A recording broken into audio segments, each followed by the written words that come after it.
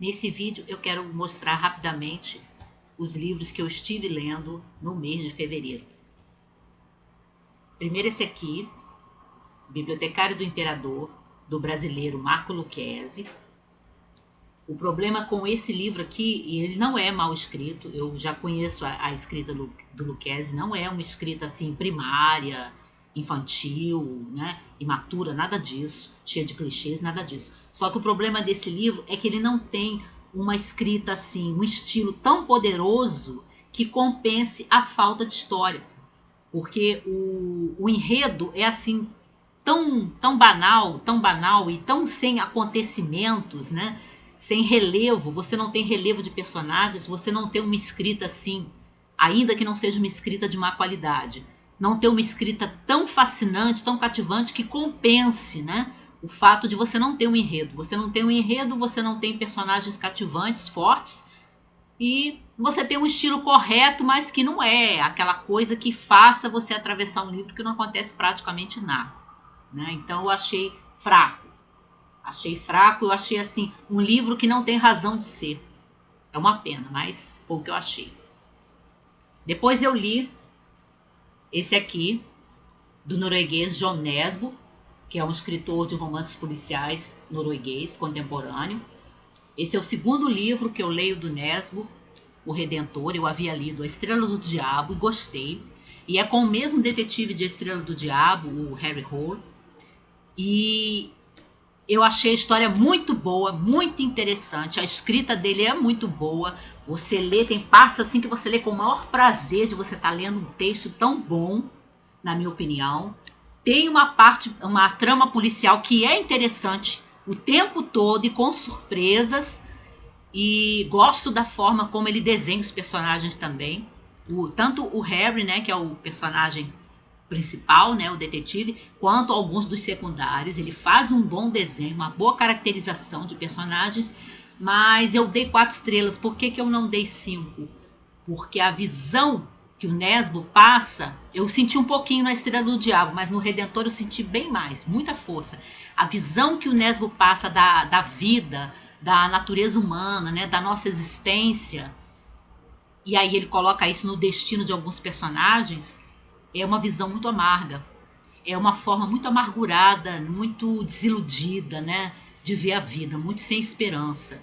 E aí isso me incomodou um pouco. Mas não é uma crítica à qualidade do texto ou a um mau enredo policial. Não.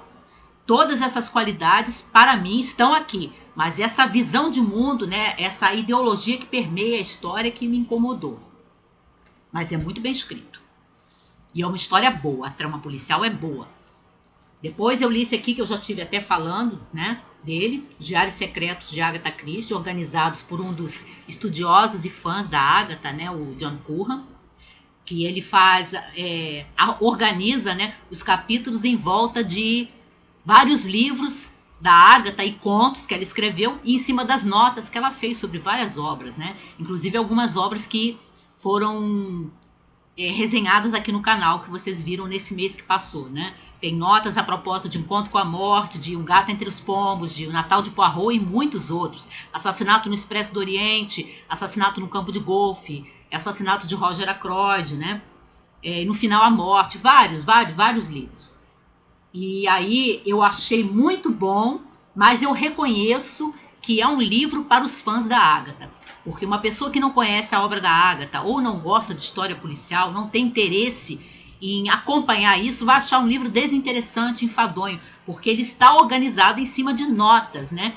Em cima de anotações que ela fazia, como é que ela poderia escrever o livro X, qual a sinopse para o livro Y, quem seriam os personagens, o que ia acontecer, aquelas anotações, e aí o Curran vai organizando e fazendo comentários, né? Quando é que ela usou a mesma ideia, mas ela sempre usava às vezes uma ideia, mas ela tratava aquela ideia de uma forma diferente. Tudo isso ele vai organizando, né, transcrevendo os textos da Agatha desses diários e aí fazendo os seus comentários, né, ligando com outras obras dela e tudo. Mas não é um livro para quem não gosta da Agatha ou leu muito pouco ou nem leu, porque não vai achar interessante, vai ficar até meio perdido, eu acredito, no meio de todas essas notas. Mas para quem gosta da Agatha e quem já leu alguns dos livros dela, eu acredito que vai sentir um grande prazer em ler. muito gostoso, mas para os fãs mesmo. E eu resolvi ler, apesar de eu ter tanto livro em casa meu mesmo para ler, eu resolvi fazer uma coisa esse ano que eu parei de fazer no passado por causa do acúmulo de leituras que eu tenho, minhas ainda por fazer, mas eu resolvi voltar a fazer esse ano, que é ler alguns dos livros que a minha biblioteca está recebendo. Aí eu estive lendo, na segunda metade desse mês que acabou, eu estive lendo algumas das coisas que a biblioteca na qual eu trabalho recebeu, né? Os livros infantis e tudo. Aí eu li, que é justamente para eu poder dar dicas para os meus alunos, fazer comentários sobre as leituras, né? Porque aí eles encontram os livros nas estantes, me perguntam e sem eu ter lido fica difícil. Aí eu li esse aqui, de uma escritora espanhola contemporânea, a Sônia Fernandes Vidal, Quantic Love. O subtítulo é O Romance que Resolve a Equação do Amor. E eu fiquei decepcionada com o livro porque, tudo bem, é um livro infanto-juvenil, é um livro para adolescentes mesmo, ou né, para jovens e adultos, como se diz agora, porque a heroína desse livro, o romance é narrado na primeira pessoa e a gente deduz que a heroína tem uns 18 para 19 anos, porque ela saiu da sua casa, viajou, né, para uma determinada região lá da Europa, para trabalhar como garçonete numa instituição científica. Aí ela trabalha no café, que fica ali perto da instituição, para poder pagar a faculdade dela. Então ela tem em torno, né, de 18 para 19 anos, mais ou menos. Só que as primeiras 70, 80 páginas eu achei até gostosinhas de ler e eu tive até dando até umas risadas. Mas depois ela vai entrando num clichê atrás de outro clichê, num clichê atrás de outro clichê, e a personagem que é a narradora, né, a heroína que é a narradora, ela vai ficando tão chata, tão assim, aquele pudim de lágrimas, que passa o tempo todo chorando, né, e mete os pés pelas mãos na vida sentimental dela. Tudo bem, né, as pessoas fazem isso, mas eu achei que faltou da autora, né, ela fazer um tratamento de forma que você conseguisse simpatizar com a situação da heroína. Eu só fui ficando cada vez mais irritada com ela e achando ela muito chata. E tem alguns personagens que a autora, né, a Sônia Fernandes Vidal, não aproveita, porque ela começa falando, por exemplo, da colega de quarto, né, da protagonista narradora, a Andy, que eu achei assim uma figura muito maluca, mas imediatamente gostei, e depois ela desperdiça essa personagem e transforma a menina num clichê também. Aí me irritou. Então eu comecei gostando, por fim eu fui ficando cada vez mais irritada, mas terminei de ler. Dei 2 estrelas só. Li esse outro também na biblioteca, A Gramática do Amor, que também é de uma escritora espanhola contemporânea, a Rócio Carmona. Todas essas autoras eu nunca tinha lido. E esse aqui foi o contrário. Eu comecei sem achar grande coisa. Até o estilo, os primeiros capítulos desse A Gramática do Amor, eu achei assim, mal escritos. Eu empurrei, né? Tinha lido aquele, tudo bem. Peguei livro da biblioteca para aconselhar meus alunos, fiz forcinha, passei pelos primeiros capítulos que eu achei literariamente muito fraquinhos, mas depois foi ficando muito bom. Aqui você tem uma menina de 16 anos, que é espanhola, que está morando num internato na Inglaterra, né, numa região inglesa, Cornualha, eu acho. E aí eu já gostei. E ela está estudando, né, nesse internato porque os pais estão se separando e aí eles enviaram ela para longe para ela não assistir aquilo que está acontecendo com eles, né? E logo que ela chega nesse internato, ela acaba sendo paquerada por um menino, né, do outro internato, que fica perto do internato dela. E ela gosta do rapaz e tudo, fica toda fascinada, aquela coisa, escreve uma poesia de amor para ele, né, logo no início. Uma poesia assim muito fraquinha, mas tudo bem, ela tem 16 anos e é aquela poesia de amor exagerada, tudo bem. Só que o garoto, como a gente acaba percebendo logo, né, ela não percebe, mas a gente percebe logo, o garoto é daqueles que namora todo mundo. E aí ela fica muito decepcionada, mas pior ainda que isso, ele consegue pegar a poesia que ela tinha escrito e começa a passar aquilo pela turma e eles fazem bullying com ela por causa da poesia de amor que ela tinha escrito pro garoto. E ela vai ficando tão triste, tão desesperada que ela sai correndo no início, né, da aula dela de gramática inglesa que ela estava tendo. Corre lá por aquelas regiões assim da Cornualha que são descritas como cheias de árvores, de florestas, né? E aí vai até um abismo assim que parece que ela vai se jogar, né? E o professor dela, né, que estava dando aula, que é o Peter Hughes, que é um personagem super simpático, fica muito preocupado e vai atrás dela e segura ela, porque ele pensa que ela vai se jogar, né? Ela não ia fazer isso, mas ele fica tão apavorado que aí ele diz para ela que ela vai ter aulas especiais com ele durante 7 semanas para ler 7 livros da gramática do amor, que são romances da literatura, clássicos e contemporâneos, que tratam do tema do amor, que ela precisa se educar sentimentalmente, né, para não ficar tão desesperada. Depois a gente fica sabendo mais tarde, fica sabendo até por que o professor achou que ela fosse se matar e por que ele ficou tão preocupado, tão assustado com aquilo, né?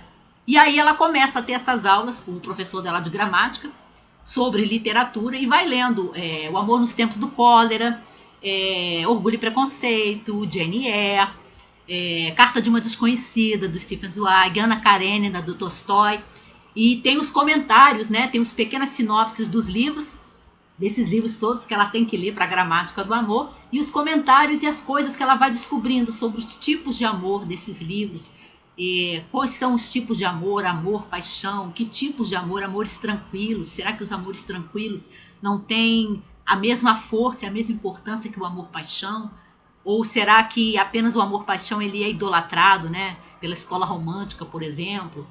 Eu até acho que a autora, né, essa Rocio Carmona, poderia ter aproveitado mais, mas mesmo assim eu comecei de forma diferente e terminei de forma diferente do que aconteceu com esse. Esse eu comecei animado e me decepcionei e me irritou, mas eu li até o fim. E esse aqui eu comecei sem dar muita coisa e por fim eu achei até bem gostosinho, gostei. Poderia ser melhor, mas eu dei 3 estrelas para esse. Depois eu li esse aqui, A Princesa Flutuante, do escritor escocês George MacDonald, que é um escritor do final do século XIX, começo do século XX. Era um dos escritores mais respeitados pelo C.S. Lewis, pelo Tolkien também, e por outros escritores. O Lewis tinha uma grande admiração pelo George MacDonald, e foi isso que me atraiu a ler o MacDonald. Eu li A Princesa e o Goblin, que eu tenho, já faz alguns anos, e aí li esse da biblioteca, A Princesa Flutuante, que é um conto de fadas assim contado com um pouco de humor. Não é aquele humor assim exagerado, nem é uma paródia dos contos de fada, não chega a isso. Mas é aquele conto de fadas mesmo, contado com menos solenidade, né, de uma forma menos solene, menos grave, menos séria do que os contos de fadas tradicionais que a gente conhece. E é a história de um casal, né, do rei e da rainha, que finalmente tem uma filha, e no dia do batizado da filha, da festa, eles esqueceram de convidar a irmã do rei, que é uma bruxa, né? Esse princípio já deve lembrar quem conhece a Bela Adormecida, né?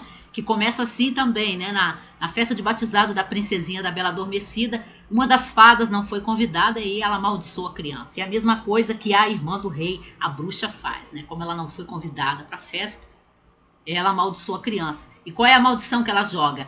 A princesa se torna mesmo uma criaturinha flutuante, ela não tem peso, então ela sai levitando pelo ar, né? Desde criancinha eles têm que tomar cuidado para não deixar as janelas abertas, as portas abertas, porque senão ela vai sair pelo ar voando, porque ela não tem peso. Ela não está sujeita às leis da gravidade. E aí o MacDonald faz uma brincadeira com esse termo mesmo de gravidade, porque assim como o corpo da princesinha não tem peso, ela nasce assim e cresce, se torna uma jovem, né? Uma jovem mulher assim também, sem peso nenhum. Ela também tem uma falta de gravidade na questão de conseguir entender o sofrimento alheio, né? Ela não vê a gravidade das situações. Quando as pessoas contam para ela coisas muito tristes e muito sérias, ela ri. Ela não consegue ter empatia mesmo, né? Aquela capacidade de se condoer dos outros. E aí ele conduz isso, na minha opinião, muito bem. São menos de 100 páginas, mas é um texto muito gostoso, muito bem ilustrado por essa artista argentina, Mercê Lopes, tá aqui o nominho dela. E aí tem umas ilustrações aqui.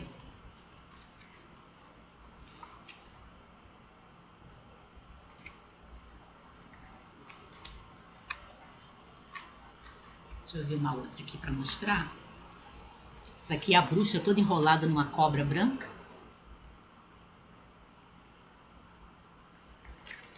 É muito bonitinho mesmo. Eu dei 4 estrelas para ele no escuro. E, por fim, eu terminei o mês de fevereiro lendo A Princesa de Cleves. Mas esse vai ter um vídeo especialmente para ele. É isso.